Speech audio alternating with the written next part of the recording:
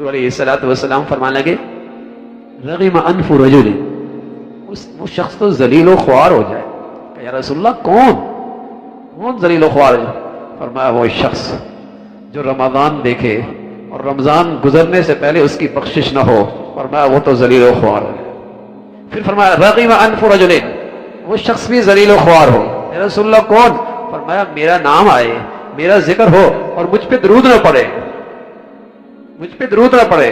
پھر اللہ کے نبی فرمان لگے رغم انف رجل، وہ شخص بھی ذلیل و خوار ہو جائے جسے والدین مل جائیں اور بوڑھے مل جائیں، ان میں سے کوئی ایک مل جائے اور خدمت کا موقع ملے اور خدمت نہ کر سکے، جنت کا مستحق نہ بنے. فرمایا یہ بھی ذلیل و خوار ہو جائے. اسلامی زندگی میں اتنی رشتوں کی قدر تھی. باپ جنت، ماں جنت، ان کی خدمت میری سعادت، ان کی خدمت میری سعادت، ان کی خدمت میرے لیے نجات. جتنا بوڑھے ہوتے اتنے اس کی میرے گھر کے اندر عزت بڑھتی، قدر و منزلت بڑھتی. عبداللہ ابن عمر کی خدمت میں ایک نوجوان آیا اور اپنے بوڑھی ماں کو اٹھا کے لایا. کہنے لگا عبداللہ میں نے بیت اللہ کا طواف کرایا ہے اور اس بوڑھی ماں کو کندھے پہ اٹھا کے کرایا ہے، اور زمین کی تپتی زمین کی گرمی اور یہ سنگریزے اور آسمان کی گرمی اور مکہ کا یہ موسم آپ سب دیکھ رہے ہیں، تو اس حال میں نے اپنی ماں کا طواف کرایا ہے. پوچھنا یہ ہے کیا میں نے اپنی ماں کی خدمت کا حق ادا کر دیا؟ عبداللہ فرمانے لگے بیٹے ساری زندگی بھی تو یہ خدمت کرتا رہے. جب تیری ماں نے تجھے جنا تھا اور پیدا کیا تھا، جو درد اور تکلیف اٹھائی تھی، ساری زندگی کی یہ خدمت اس درد اور تکلیف کا بدلہ نہیں ہو سکتی. تجھے کیا پتا کتنی راتیں تیری ماں نے تیرے لیے کاٹی ہیں، کتنے دکھ برداشت کی ہیں. تیری بھوک اس کی بھوک بن جاتی تھی اور تیری بیماری اس کی بیماری ہو جاتی تھی، اور تیری راتوں کا اٹھنا اس کا اٹھنا بن جاتا تھا، تیری بے چینی اس کی بے چینی بن جاتی تھی. حضرت عبداللہ کی خدمت میں ایک نوجوان آیا، کہنے لگا میرے ماں باپ بوڑھے، کھلایا میں نے، پلایا میں نے، پہنایا میں نے، بستر پہ زندگی گزری، ان کی گندگی بھی بستر سے میں نے اٹھائی. باپ روانہ ہو گئے، والدہ اب بھی موجود ہیں، یہ خدمت کی سعادت اب بھی میرے سپرد ہے. پوچھنا یہ ہے کیا میں نے اپنی ماں باپ کی خدمت کا حق ادا کر دیا؟ کہنے لگا عبداللہ کہنے لگے بیٹے تو بھی یہ سب کچھ کر رہا ہے.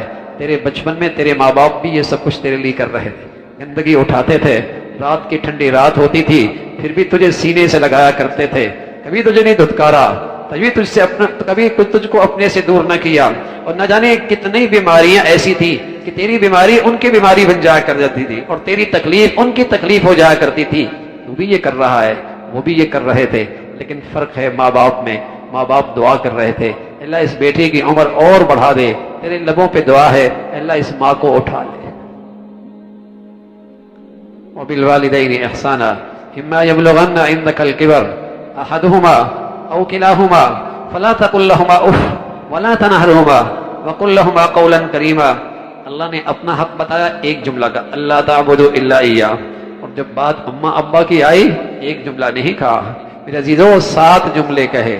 کہا یوں کندھے جھکانا، یوں نرمی دکھانا، یوں خدمت کرنا، یوں خیال رکھنا، اف بھی نہ کرنا، تیرے لہجے سے کہیں اسے تکلیف نہ ہو جائے، تیرے طرز عمل سے کہیں انہیں برا نہ لگے، ایسی خدمت کرنا. اور ساتھ کہا یہ سب کچھ کرنے کے باوجود بھی ماں باپ کی خدمت کا حق ادا نہیں ہو سکتا. اللہ کے سامنے ہاتھ پھیلا، مولا سے کہے اے مولا جنہوں نے میری بچپن میں مجھ پہ شفقت کی تو ان کے بڑھاپے پہ رحم فرما دے. اللہ کے نبی فرمایا کرتے تھے بہت سارے گناہ ایسے ہیں جن کی سزا ادھار ہوتی ہے، مرنے کے بعد ملتی ہے. اللہ حفاظت فرمائے، ماں باپ کو دکھ دینا اور ماں باپ کو تکلیف دینا اور ماں باپ کو ستانا اور ماں باپ کی نافرمانی کرنا، فرمایا یہ وہ گناہ ہے کہ اس کی سزا اسی دنیا میں ملتی ہے، اسی دنیا میں ملتی ہے. لیکن ساتھ اللہ کے نبی نے یہ بھی فرمایا کوئی آدمی اپنا رزق بڑھانا چاہے اور اپنا مرنے کے بعد تذکرے اچھے چھوڑ کے جانا چاہے، اور کوئی آدمی اپنی عمر میں برکت چاہے، اپنی عمر میں اضافہ چاہے، تو راستہ کیا ہے؟ والدین کے ساتھ حسن سلوک، ماں باپ کی خدمت کرے، ماں باپ کا خیال رکھے.